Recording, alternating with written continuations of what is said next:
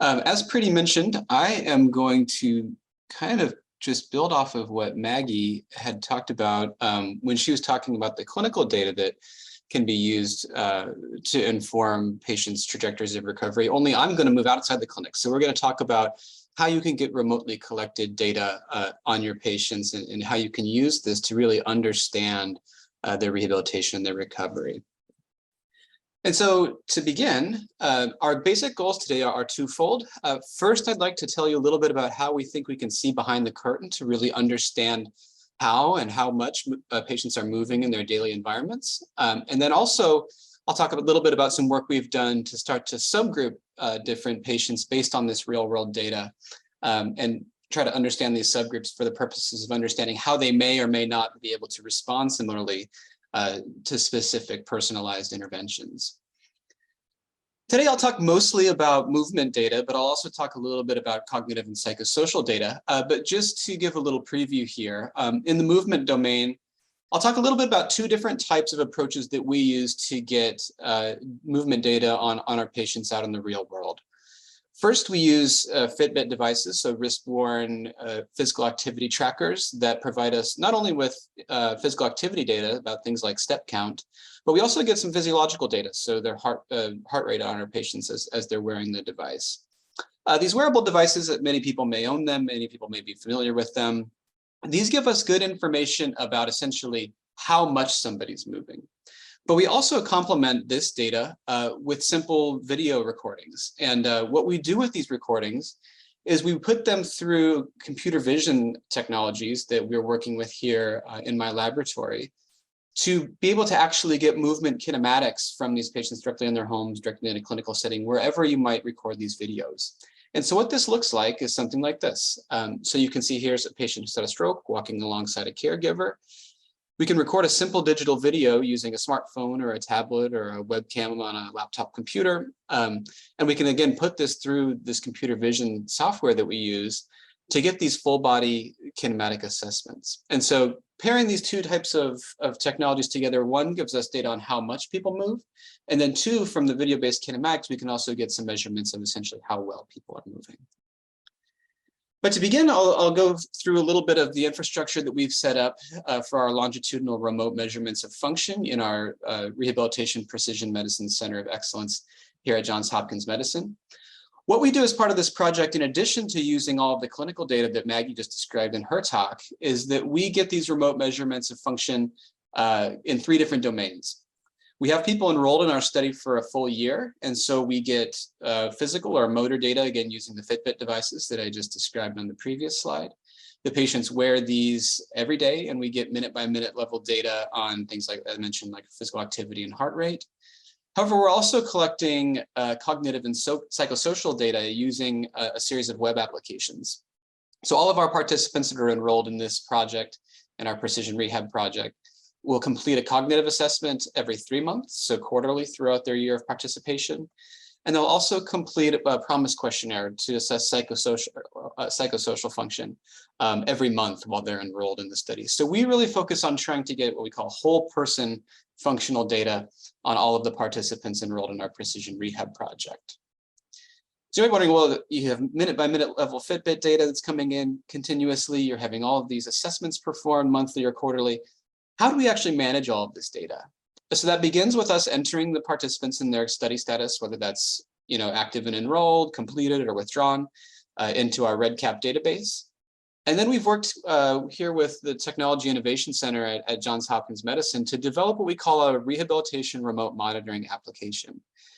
And so what this application does is it basically provides automated data management for all of this data that we're bringing in from our patients using these remotely collected tools and devices. And what we do with this data is then, we've already heard from Maggie in the previous talk about this large clinical database that we have, our rehabilitation data repository.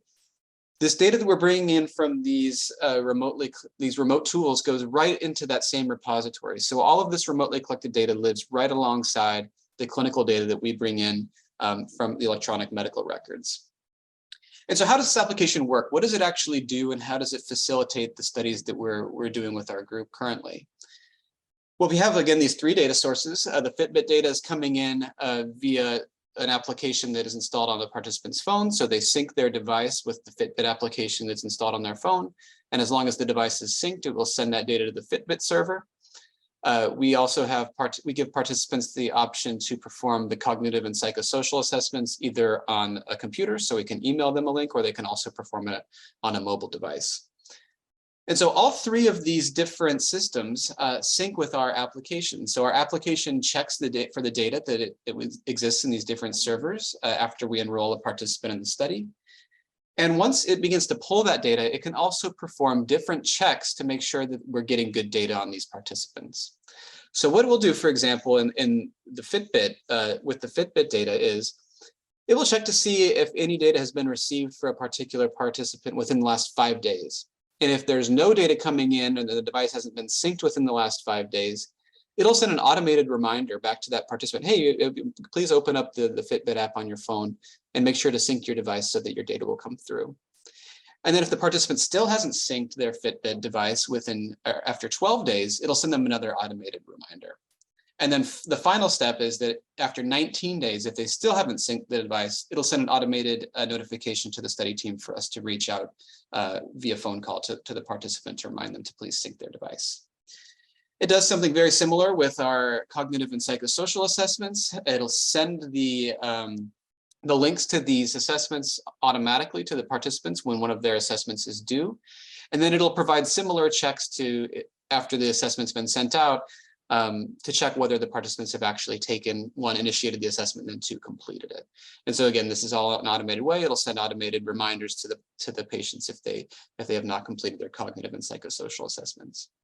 As I mentioned, it can also connect us on the study team. And then ultimately, once we get this data and we know that the data are good because the participants have been syncing their Fitbit or completing their assessments, it'll go, as I mentioned, right into this rehabilitation data repository, right alongside their clinical data from the electronic health record. We've also begun to estimate and quantify some of the advantages of this application that we've built for this automated data management. First, of course, is time savings. And so we've estimated that in our ongoing study of about 100 persons post-stroke enrolled in the remotely collected data arm of our project, you can see here each participant requires a certain amount of reminders per month in these decimals. But what that really translates to is if you assume you have a 500 person study or a healthcare system, so assuming we're really aiming to scale this up, this equates to about 250 reminders per month for that size of a study or healthcare system. And when we start to estimate the time savings from the automated data extraction and the data quality checks, we estimate that this application actually saves more than 2 hours of time per participant per month for Fitbit data alone. So not even considering the cognitive and psychosocial reminders that are required to complete those assessments. And you can see if you're really interested in scaling this out at the healthcare system level or a large clinical trial level, these little bits of time really begin to add up. So for our 500 person cohort that we estimated, this leads to over 1,000 hours a month in terms of manpower that would need to be contributed to provide the same level of constant reminder to sync the Fitbit and check in on the patient's data quality. Of course, if you have this large amount of time that's needing to be budgeted for quality checks and reminders and things of that nature, this comes with a significant cost. So this 1,000 hours a month that we estimated above, if you're working with research coordinators, this might require approximately 6 full-time research coordinators. And if we're paying each of those coordinators an estimate of $50,000 a year, that's starting, I have a month here, but $50,000 per year. That already in a single year would add up to about $300 per year that we're able to save using this remote monitoring application. And then finally, because we're not relying on people to make these reminder phone calls, reminder emails, data quality checks, it really eliminates human error. We're able to see the code that underlies this application, and that allows us to feel really confident that everything is being done in the way that we have designed it to do.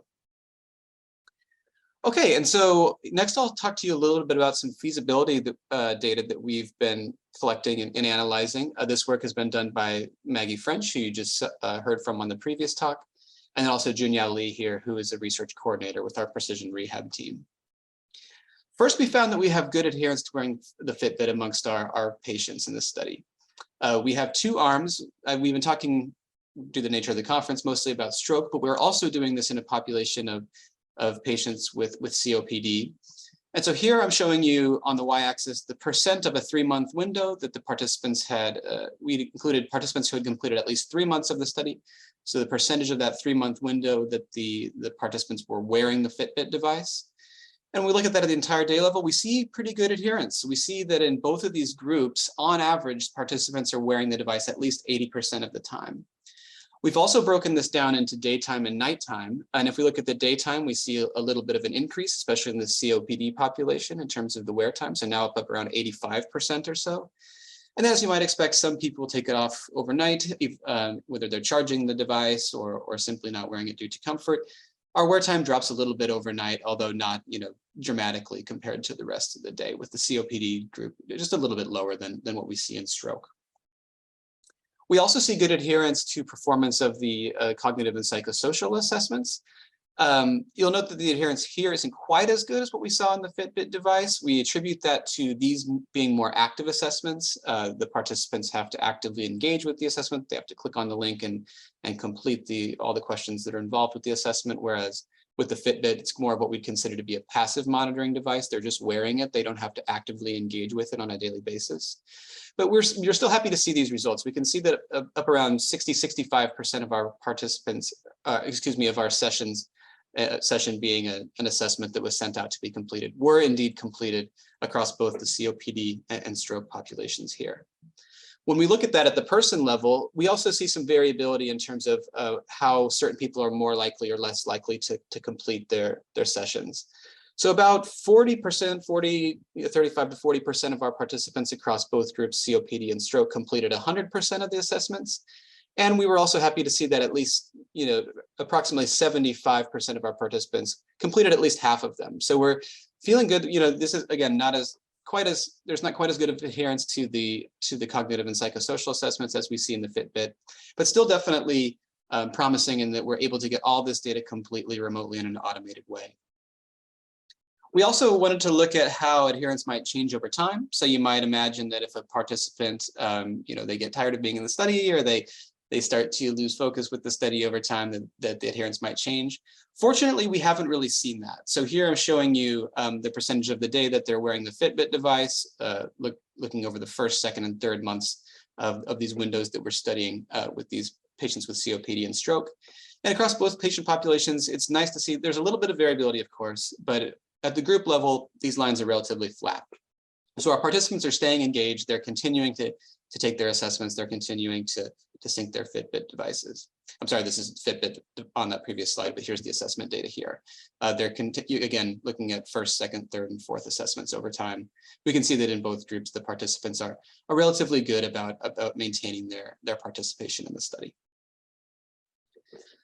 Okay, so summarizing the adherence here, we considered someone adherent to the physical function or the physical activity monitoring with the Fitbit if they had 75% of the days enrolled in the study with a wear time greater than 75%. And we considered them adherent to cognitive and psychosocial assessments if they completed more than 75% of those assessments.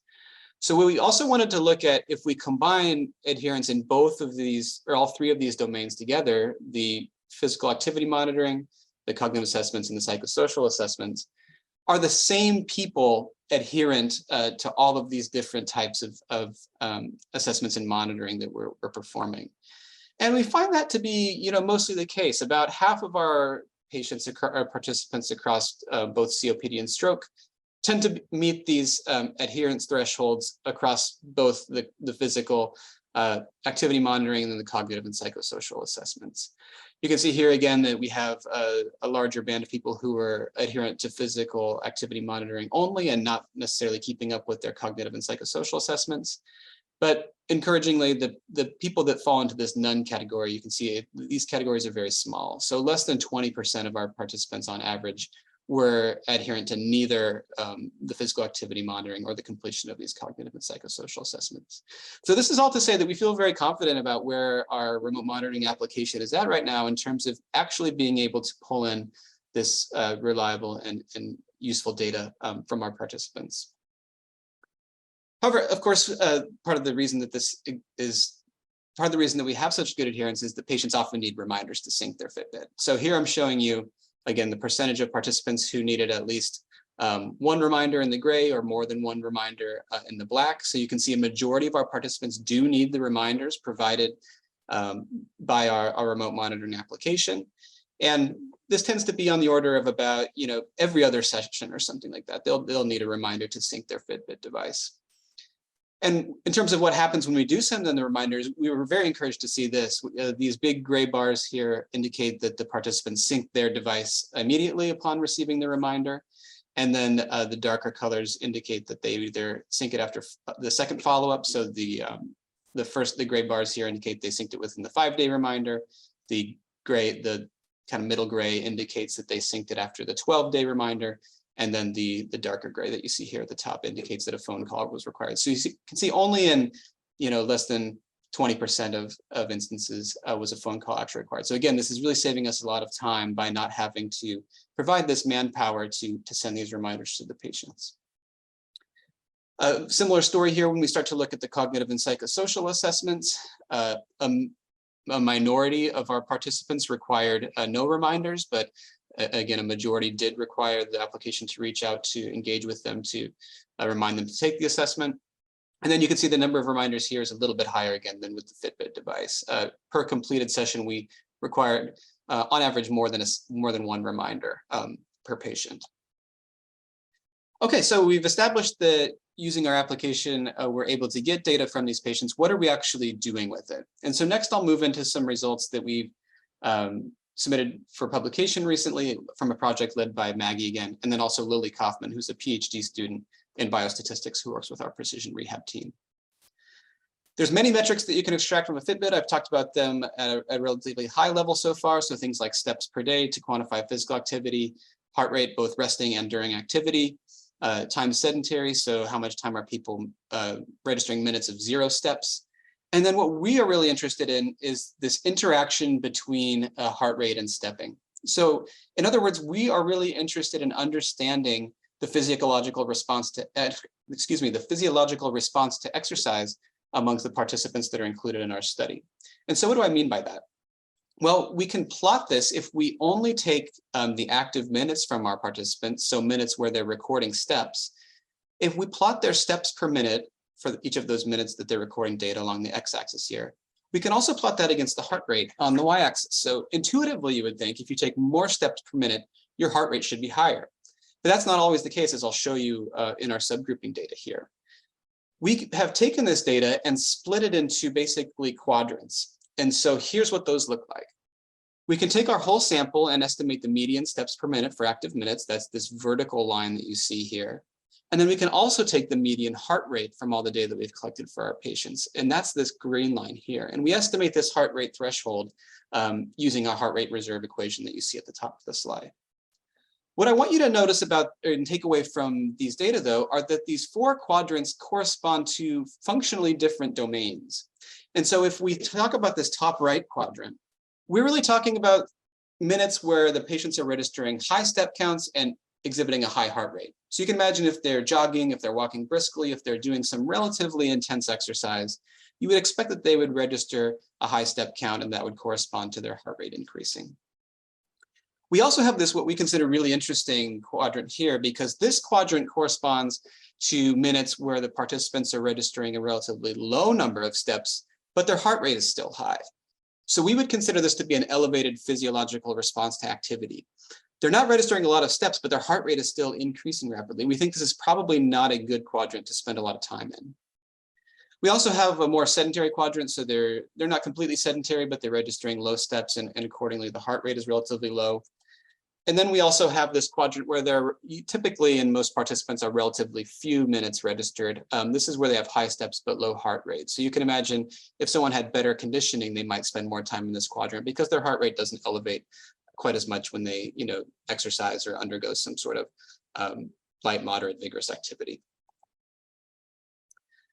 Okay, so the next thing we did is we took all these different metrics that we're able to pull from the Fitbit devices, mean steps per day, percent time sedentary, resting heart rate, and then also some of these quadrant metrics that I just introduced you to on the previous slide. And we ran clustering algorithms to begin to actually identify different subgroups and calculate what these parameters look like within each of those subgroups of our patients. And so these are all patients with stroke that are enrolled in our study. And you can see if we start to look at cluster 1, so I want you to focus on the green clusters here that you see on the far left of all of these little plots. We can see that this green cluster, cluster 1, was characterized by relatively high steps per day, relatively low sedentary time, relatively high percent time with high steps and high heart rate. So again, those quadrant 1, those kind of active minutes that we would expect in terms of high steps and an elevated physiological response to activity. And then they also have a relatively low percentage of time where they have few steps and high heart rate. So that problematic quadrant that we identified where they have a high heart rate despite not taking very many steps. And so we consider this to be our active group. They have a lot of steps per day and their heart rate responds to activity in a way that we might expect. However, you can see that clusters 2 and 3 are quite different across a lot of these different metrics. Here, if we look at mean steps per day, you can see these groups are pretty similar. These two clusters are relatively similar to one another, and they're relatively similar in percent time sedentary and the percentage of time with high steps and high heart rate as well. But importantly, what really starts to differentiate these two subgroups, clusters 2 and 3, is this percentage of time that they spend with low steps and high heart rate. So this, again, is that problematic quadrant where they're not moving very much, but they have an elevated physiological response. And so even though these two clusters might have looked similar across these other metrics, mean steps per day or time spent sedentary, we can really start to differentiate them by combining that step data with our heart rate data. And so what we think about when we think about these groups is we think the cluster 2 is more of a sedentary group. They don't move very much, but when they do move, their heart rate responds as we might expect. And cluster 3 is potentially more of a deconditioned group. So they also don't move very much. And when they do move, they show this elevated physiological response to activity. And then again, reiterating that cluster 1 is our active group. And importantly, if we make a simple plot here where we're showing you how much people move per day, how many steps per day they register, and we show how much time they spend in that problematic quadrant where high heart rate occurs with relatively low step counts, you can see pretty clearly that we're able to differentiate these subgroups just by looking at these two metrics. And so again, the deconditioned group shows that elevated response whenever they are moving. The sedentary group shows low steps per day, but also low time spent in that high heart rate, low step quadrant. And then the active group is looking better over here with the higher steps and also low time spent in that problematic quadrant. It's also important to emphasize that, as I mentioned, you really need that heart rate data to be able to observe these subgroups. If we were only looking at physical activity data, so for example, percent time sedentary on the x-axis here and mean steps per day on the y-axis, we can observe that the active group registers different data, and this is combined data between both our stroke and COPD populations. But the deconditioned and the sedentary groups are really indistinguishable. These purple and green dots all fall within this same kind of bottom corner here, and there's no real way to tell, who might be deconditioned versus sedentary. So incorporating that heart rate metric has been very useful for us in our subgrouping. And so what are we hoping to do next with our subgrouping data? Well, first we're aiming to explore the clinical relevance of these subgroups. So we're using some of that clinical data that Maggie shared in the previous talk to see what their AMPAC mobility scores look like, see what all their Fugl-Meyer might look like, looking at these different metrics that we have and how they might be relevant to these subgroups. We're also continuing to collect this data longitudinally. I showed you windows of the data here, but we want to know if people are changing between different subgroups as they progress throughout their rehabilitation and recovery. And we're also interested in using this data that we're collecting here as potentially important biomarkers of health-related events. So whether someone's admitted to the emergency room or whether they experience a second stroke, we'd like to know if we can begin to develop predictive models of these events based on this real-world data that we're able to collect. I have about 5 minutes left and I want to make sure there's time for questions. So I'll go over some of the video-based technologies that we're using very briefly here and happy to answer any questions about these as well. So far, again, we've talked about quantifying how much people are moving and looking at their heart rates. By using these videos, we can start to get at those kinematics to tell us more about movement quality. So here's a video recorded in a motion capture lab of somebody simply walking across the floor. And again, when we use these computer vision technologies, we get the same exact video, but now we have this little colorful skeleton overlaid on top of the person moving throughout the room. And what we can do with that is we can take those little key points, those little markers, virtual markers that you see all over the participant's body here, and we can start to calculate things like their walking speed or their step length or what their knee angles look like. Kinematic information that we find valuable for potentially informing clinical decision-making. And we've not only done this in, as you saw, people without gait impairment there, but I showed this video earlier, again, with the person with stroke walking next to a caregiver. This video is also important from the perspective that this patient here is wearing an ankle-foot orthotic. And so even though these computer vision algorithms are trained primarily on images of people without movement impairments, people who use assistive devices, whether that's an ankle-foot orthotic here or a knee brace, whatever it may be, we can still track their movement despite the presence of these devices that may make the person look fundamentally different in the image than the images that these algorithms were trained on. And to underscore that point, we've also tested this in pediatrics. Here's a little toddler, and even though her body is obviously proportioned very differently than an adult, we're able to track her walking and her movement as she comes toward the camera here. And we haven't focused only on walking. We've also done some assessments of upper extremity function using similar techniques. This is actually just a video of me sitting in my living room during the pandemic recording this. You can see not only do I have the body model here being tracked, but I've added a hand model. And so if I'm doing a repetitive movement like opening and closing my hands or tapping my fingers, we are able to track those movements as well using these computer vision technologies. And finally here, this is people have often asked me, what kind of video quality do you need to be able to do this? Do you need the latest iPhone? Do you need the latest tablet to record these videos? The short answer to that is no. This is actually one of the oldest known videos of someone with Parkinson's disease. This video is over 100 years old. And despite the black and white image and obviously relatively poor image quality, we're still able to track the patient here as they're moving in the video.